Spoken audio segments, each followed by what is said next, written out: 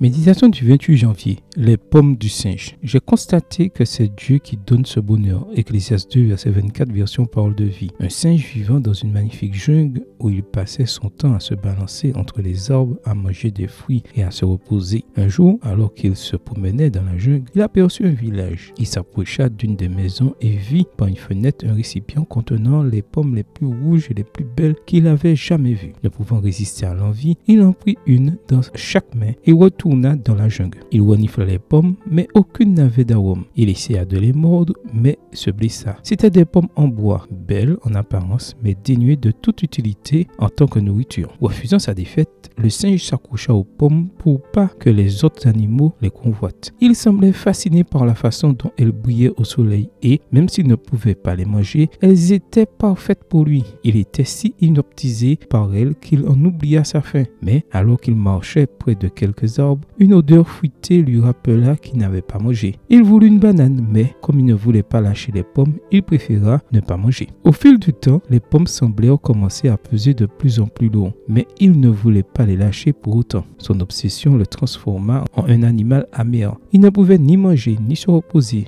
ni même grimper aux arbres, car ses mains étaient prises par les pommes. Malheureux, fatigué et affamé, il abandonna. Il les laissa tomber et prit les succulentes bananes, en mangea, se balança à travers la jungle et était à nouveau heureux. Très souvent, nous les êtres humains tombons dans la même erreur. Nous nous accrochons à de fausses pommes comme notre image, nos biens matériels, nos diplômes universitaires, notre richesse et tant d'autres choses que nous oublions de profiter des choses les plus importantes de la vie, la famille, les amis et l'amour. Salomon, l'homme qui avait tout, s'est rendu compte que ces petites choses étaient les véritables bénédictions que Dieu nous donne. Et même s'il était déjà vieux quand il a écrit l'Ecclésiaste, il a pu lâcher ses pommes de bois et revenir en courant dans les bois de Dieu, parce qu'il a compris que c'était ce que tous les êtres humains doivent faire. Ecclésiaste 12, verset 13, version parole de vie. Et toi, quelle pomme en bois t'empêche de profiter des bénédictions de Dieu aujourd'hui? Amen. Bonne journée à toi et que le Seigneur te bénisse.